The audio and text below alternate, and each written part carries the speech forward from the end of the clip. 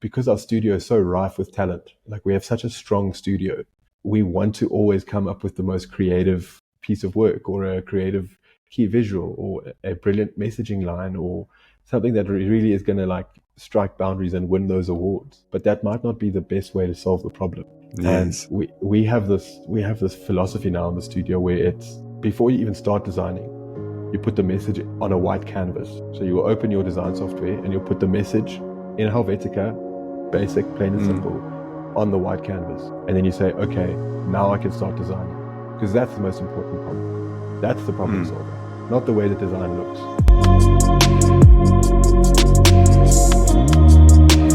All right, welcome to the show. My name is Maynard, as always, and here on Creative Minds at Work, we'd like to talk about how to build that creative career, how to build a creative career that is meaningful to you, that makes an impact, that generates an income.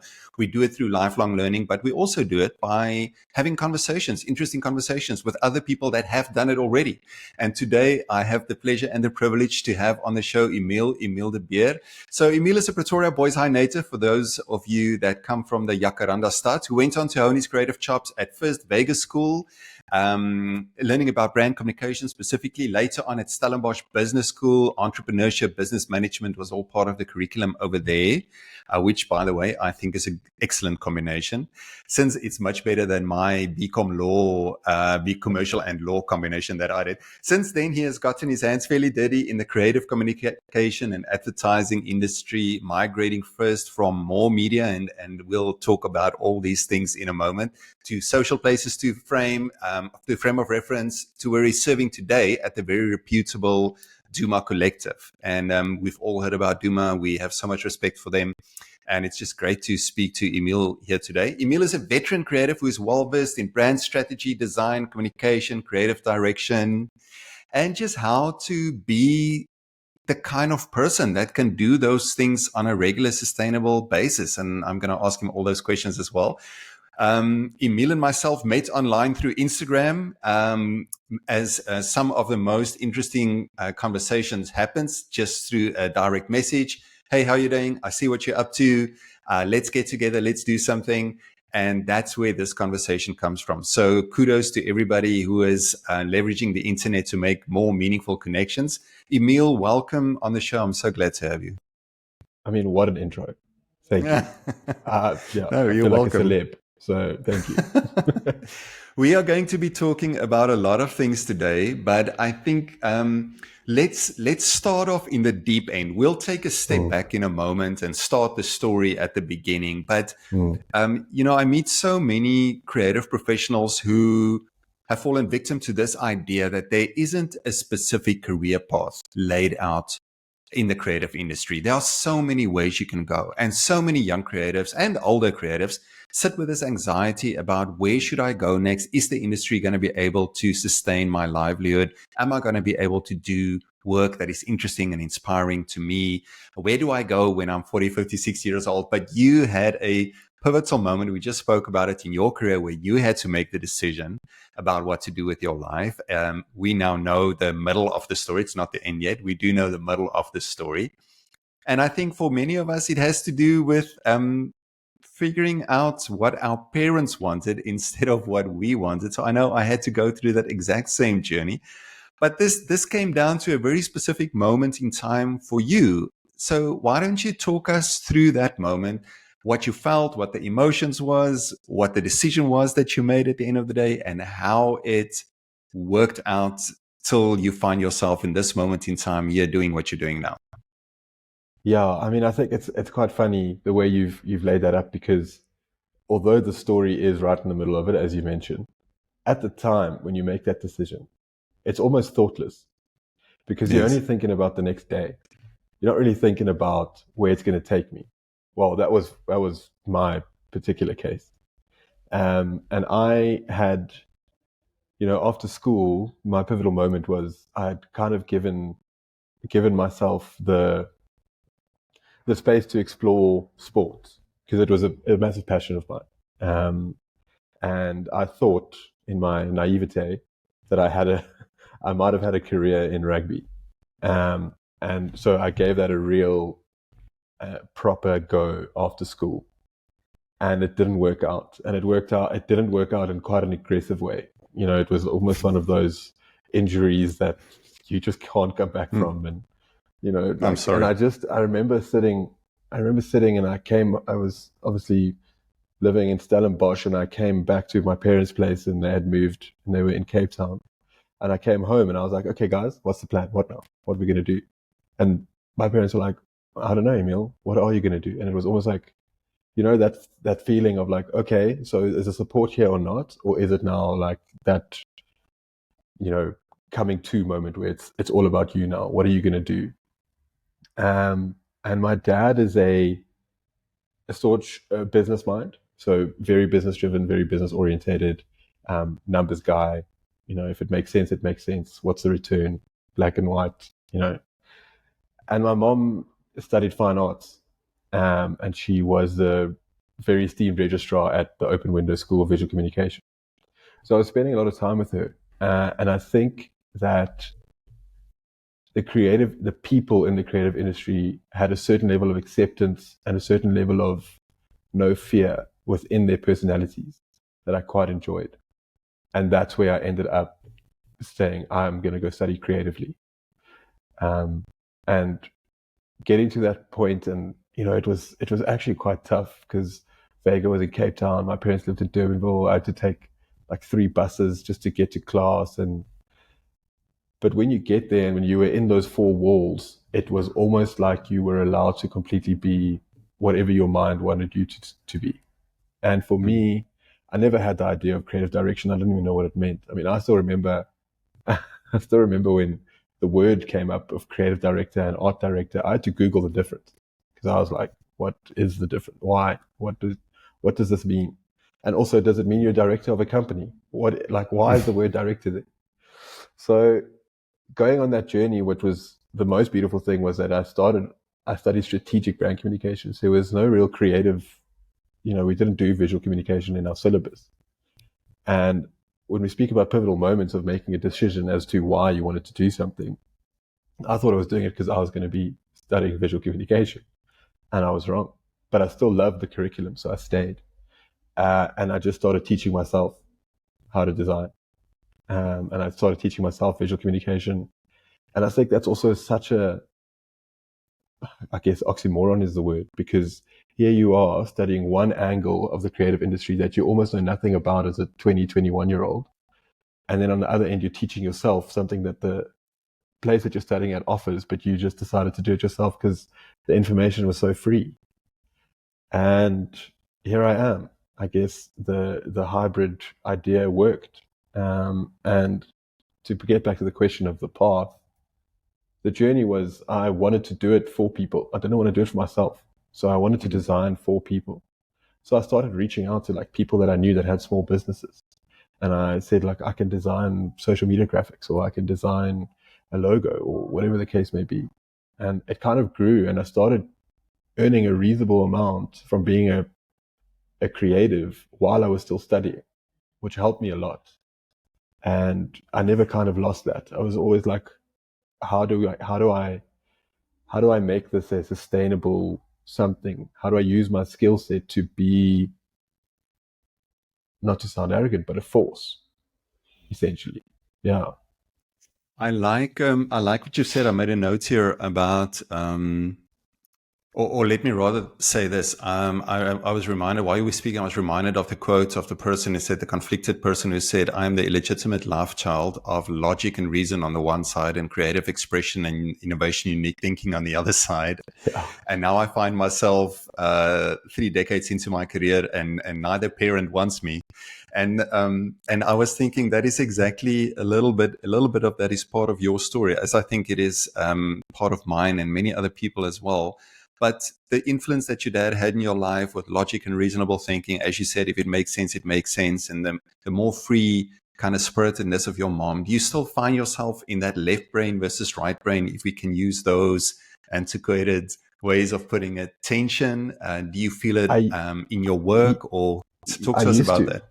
I used to, yes. I think when I was still a junior to a mid-level, visual communicator, I did. I was like, I almost saw delivering work as a showcase of skill.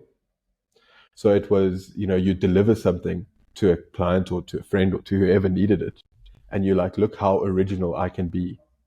And you get this feeling of like, my skill set is my differentiator. It sets me apart from the competitive creative market.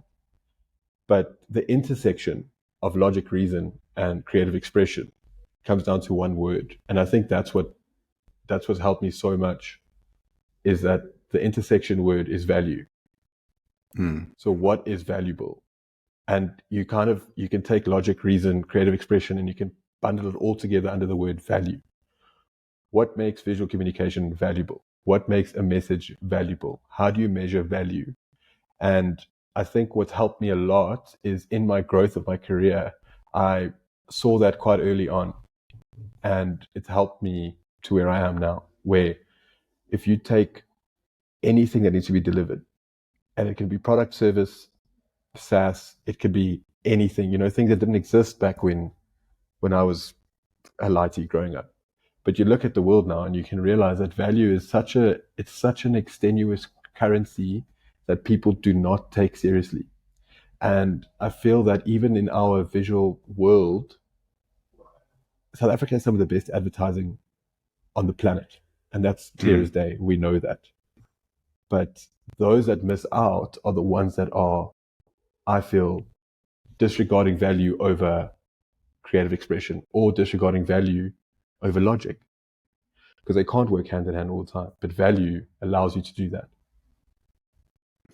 So I like what you're saying about it's not always about, especially when it comes to creativity and making things that hasn't existed before, never about resolving that tension, but holding on to it and finding the meaning in between the two where they overlap in that liminal Yeah, space almost. I yeah, like that.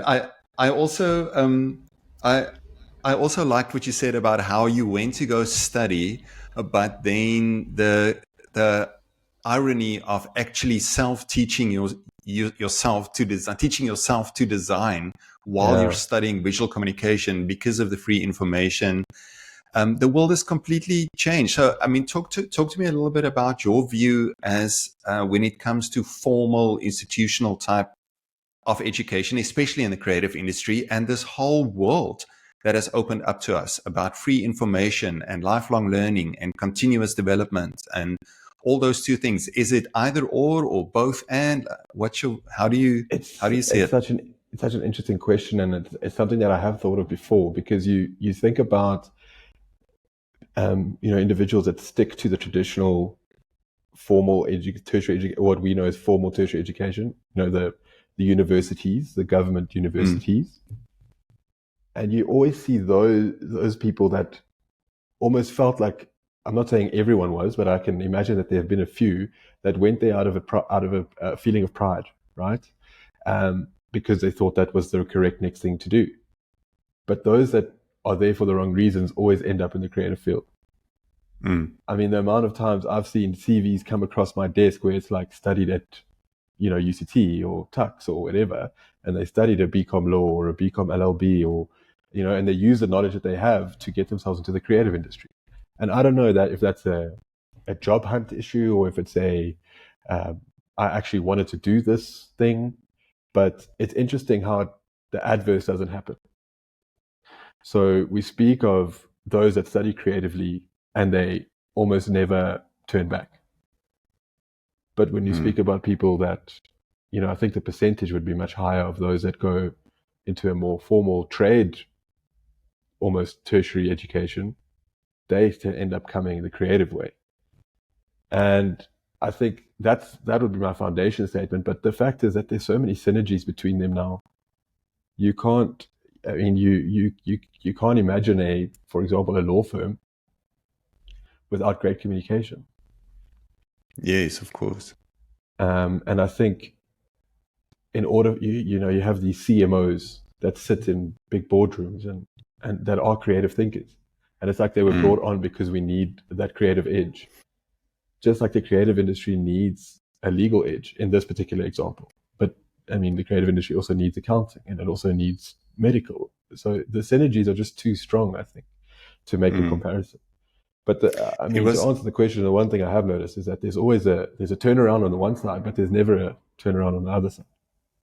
Yeah, that is fascinating to me. Now that you've mentioned it, I was sitting in a boardroom with a group of colleagues and clients, and everybody is working in some way or form in the creative world. And we went around the table, and I think the two people that are actually actively designing things in front of their screens every day, they that's what they studied. But almost all the rest of the people, whether they're working in creative product development, creative project Mm, management, creative strategy.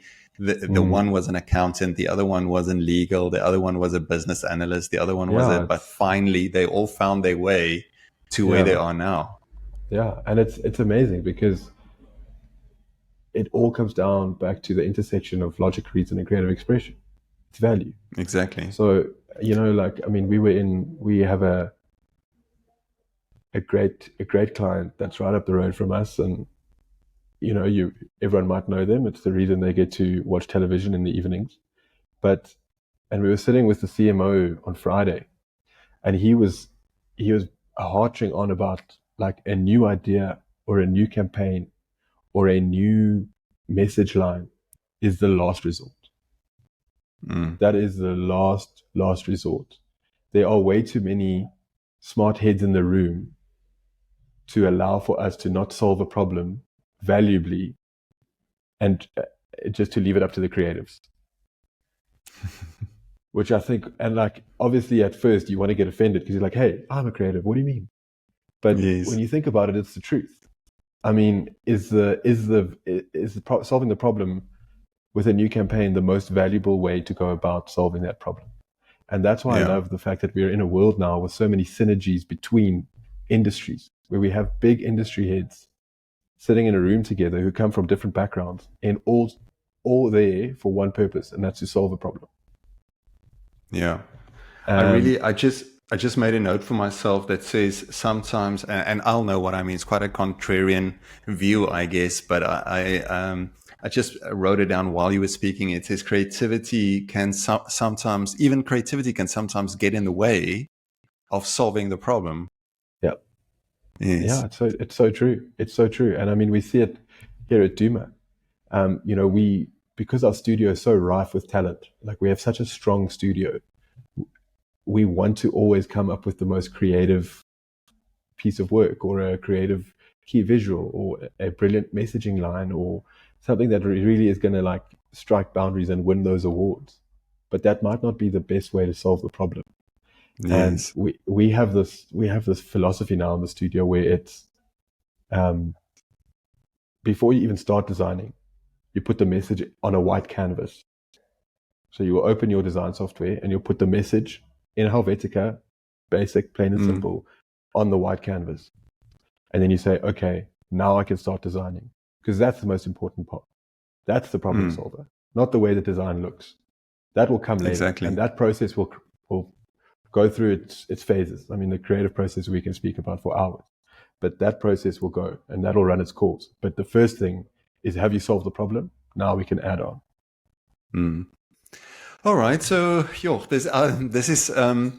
this is invigorating. I'll be able to talk about this for days, but I think back to you. Why don't you just give us a very quick 30,000 feet blitz tour of how your career played out? You can start wherever you want and Mm. then tell us the story up until now, or if you want to tell the story into the future, you're welcome as well. But just give us an idea of how did your career play out? Where were all the major touch points up to this point? Mm. So I think it actually all started with my mom. Um, Mm, when I was when I was 3 years old, and I don't know if this is true. I don't know if they were just telling me the story to hype me up and make me feel like I'm a special child. But when I was 3 years old, my dad had to go. We were living in East London, and my dad had to take the car for there was something wrong with the car that we were driving at the time. And we went to the dealership, and this dealership had a book like like a like 3 decades of car logos book. mm, And I was sitting on his lap. So the story goes. I mean, I was 3 years old. I don't think I mm, can remember. But he said he would open the book, and I was able to say which car the logo is. Um, and that was the first, like, I think when my mom was like, "Ooh, we got a creative in our midst." So excited. And the next big thing that happened was, when I was younger, it was still TV with ads. It was, and Mm, I still remember the process. It was always Igorli, and then it would go on to the evening sitcom, and you know, and for every show we watched, I would like challenge myself to think of a TV ad to fill the space that we would usually try to skip. Because when mm, the ad happens, you stand up, you go get yourself a cup of coffee or whatever the case may be. But I would always think about like, okay, but what if we made an ad for the next show to fill the space on this show? And that went on, that would always just be a bit of banter among the family. Like, I think I would do this or I would do that. And that became a passion of mine. It's just that almost like visual storytelling or being able to tell a story. And then as I grew up, going to Pretoria Boys High, which was an incredible privilege, being engaged with people that are so diverse. I like one of the only students who took art and played rugby. So it was like, but being in an art class for like 2 periods and just being able to sit, talk with your mates, test out different ways of, painting or drawing or sculpting or whatever the case may be, and just being able to use your hands. And then, in the next period, you're sitting with all the all the jocks under a tree and having a chat. So like that, mm, I think that being open to so many different people at Pretoria Boys High was amazing, and it also allows you to drop your pride a bit. You know, you get to then go study, and you can kind of go study what you want, and you still have all your close people around you. mm, And then it kind of started, I think, when I realized that I can make money with my skill. That's when I was like, okay, I think that this could be something. Um, and when I started learning more about visual communication and what a visual language is and what brands mean and the story behind it, it's all good and well. You see a billboard for a brand. Why is that there? What are they saying to me? mm, Why are they saying that right now? And how many times are they going to say it to me? And what is mm, it that they're trying to build? And there's obviously within brand strategy there are so many analogies about you have to think about your brand as it would be a person. And I heard Seth Godin's quote, and that really changed my art view on things and kind of put me on the path where I am now. Is that if Nike were to start a hotel, you know exactly what it would look like. But if mm, Hyatt started a shoe, you would have no idea. And then I was like, okay, so this takes real communication. It takes smart communication. It takes being clever to be successful at this. And the challenge was just too strong. I had to take it. mm.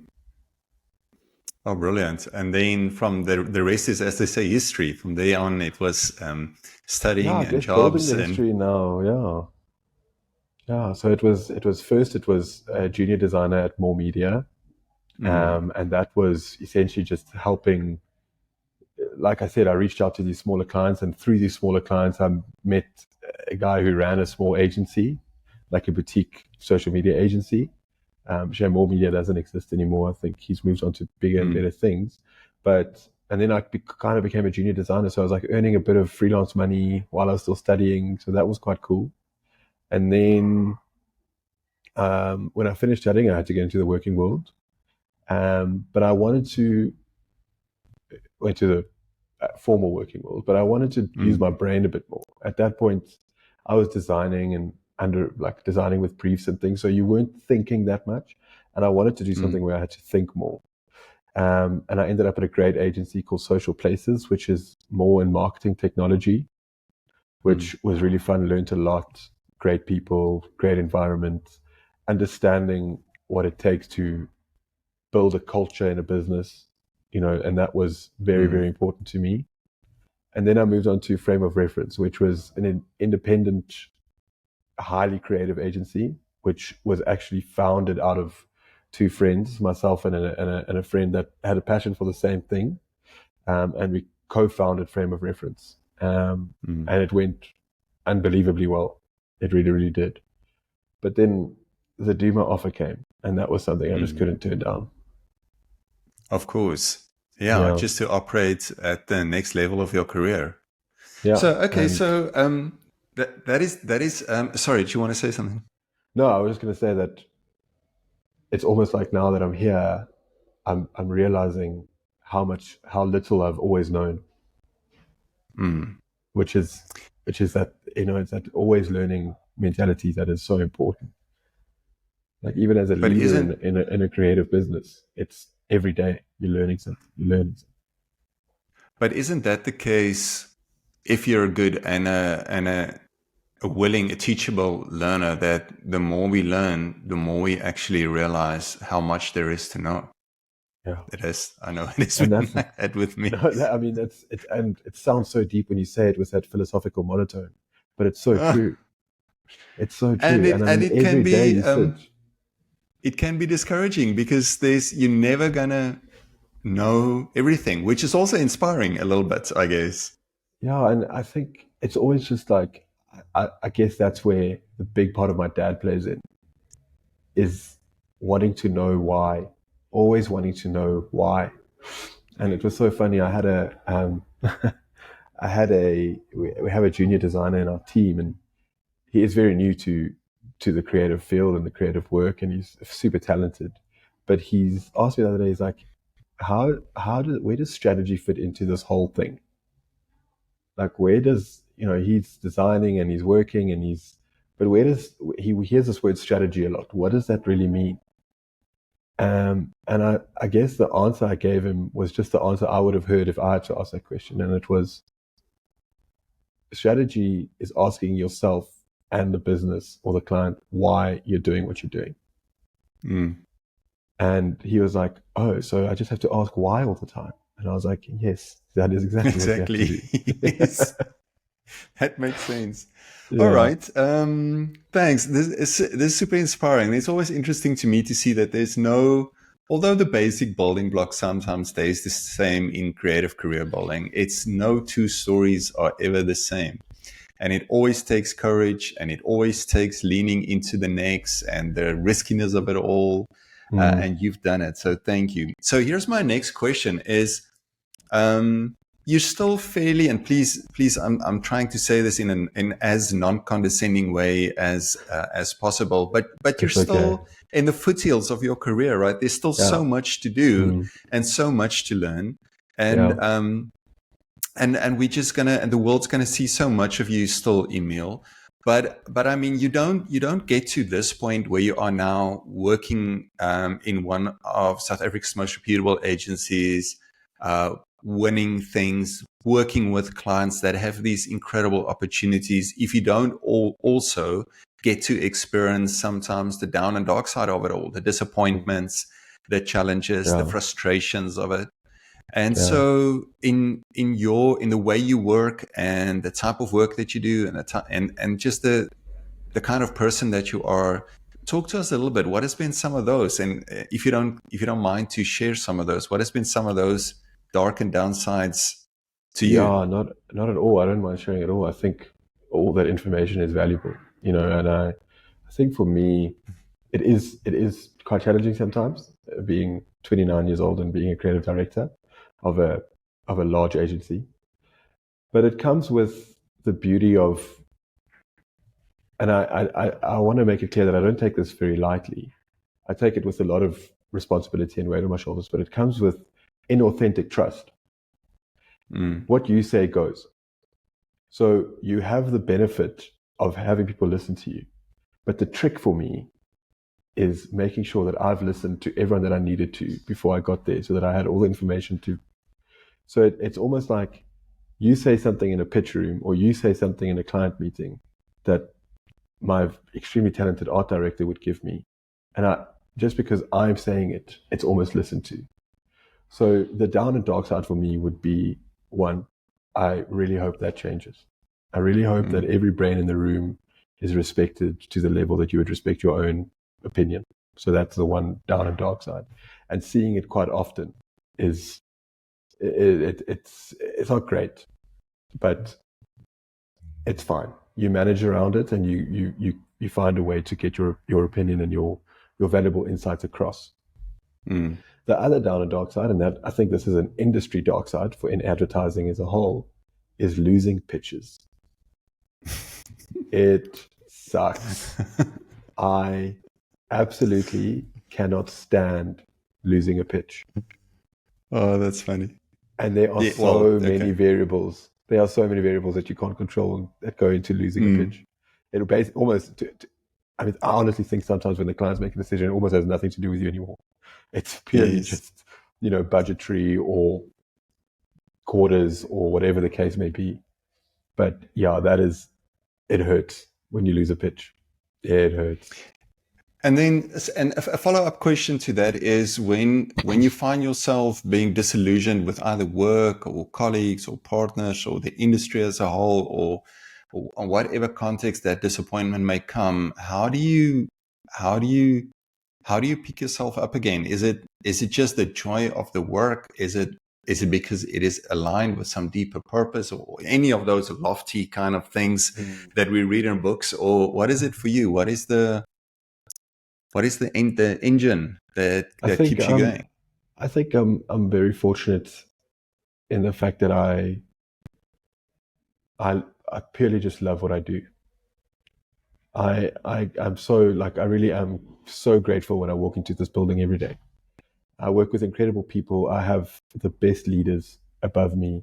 I have the best team that I lead. I am so fortunate, and I think I guess the team camaraderie that I have in my own head is that I do it for the people around me, and I love doing Mm, it. Also, it sometimes feels like you have that responsibility, right? You have to shake it off. You have to be the mm, one to kind of lead the way and say, I don't have time to worry about what mistakes we made. We need to now find a way of how we're going to solve it going forward. So that's one thing. I also do believe that in a weird and twisted way that this is my purpose because for some reason I always end up back talking about creativity, being in a creative space. So I do think that this is where I should be. And I think lastly, the engine for me is that Austin Kleon's book is a classic. Steal like an artist, right? I just want to know how well I can steal mm. because no idea is original. We know that. But what if they are? You know what I mean? Like, I feel like that challenge is always there. The most original things are always going to be, I mean, I think originality will beat skill twice on a Sunday, but it's Mm. about getting there. It's not about just coming up with the most original idea. I mean, we were talking about it the other day. Like, how do we, in agency settings, we always bill hourly, but now you have to be punished for having an incredibly creative mind because you did it in 5 minutes. Whereas Yes, another solution would have taken you 10 to 30 hours. But exactly. I think it's always about just like crafting how original you can be. How far can you really push it? Where can you go? And then it's interesting because initially you will do that. And then you can look at the parameters that have been set by either client or Mm. by, the rules or the guidelines or whatever the case may be. And once you get to that moment, that's where the beauty happens. Because then you're solving problems with everything that you've done, but you now put in a box. So you've been told to think outside the box your whole career, but now they put you in one and they say, okay, solve within there. And I think that's the beauty of it.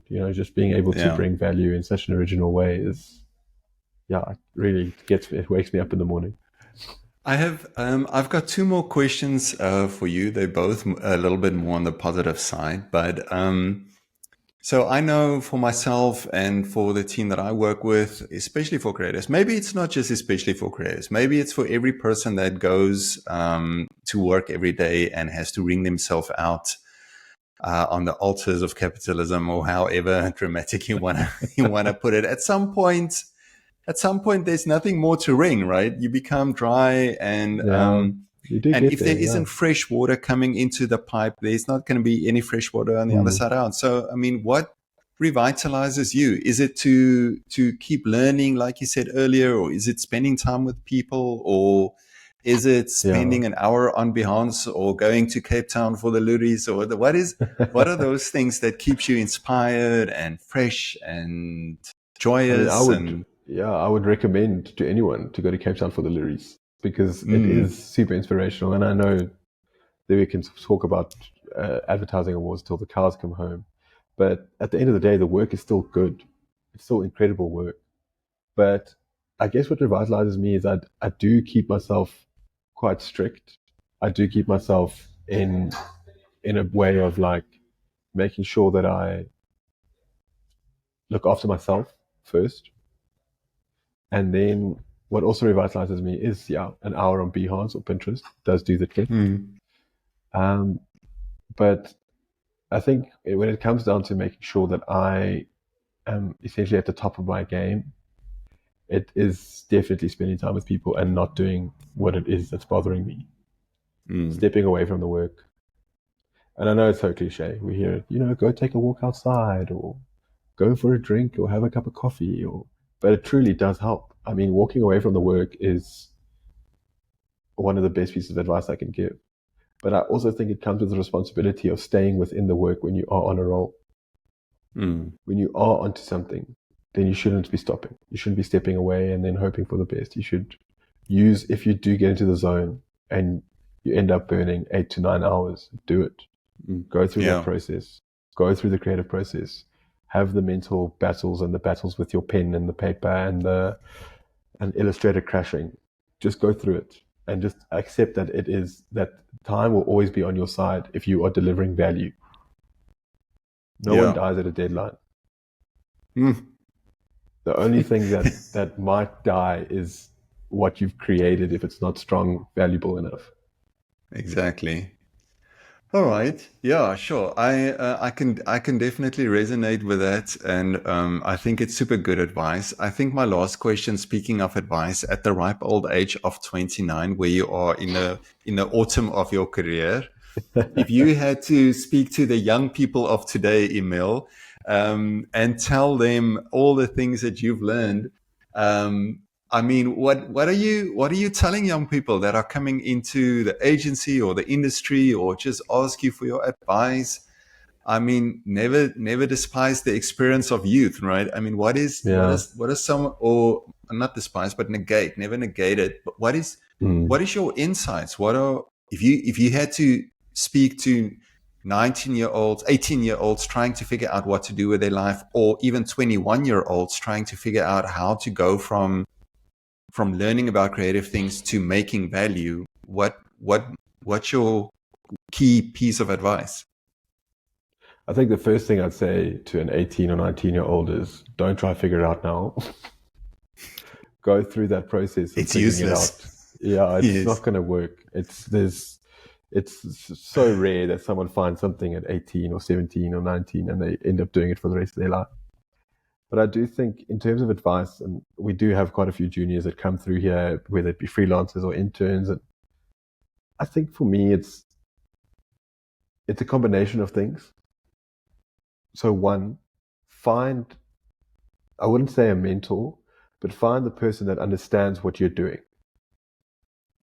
That's above you, right? So find someone within your sphere or your peers that has proven themselves within their field, but that understands you as a human and as a creative or creator. Because you can't get the support that you need when people don't understand what you're trying to say or do. And that's when it comes down to having that niche. So once you have a niche, if you have a certain style or if you have a certain language that you visually communicate with, if it's something that you love or you want to do, find someone who understands what it is you're trying to do. And then understand the rest. Because when you know what you have to do and you know what your skills are and where your strengths lie, you can then start learning the rest. So you can know for a fact, if I'm a certain designer, a certain type of designer, visual designer or multimedia designer, but a client wants it a certain way, I have to do it that way.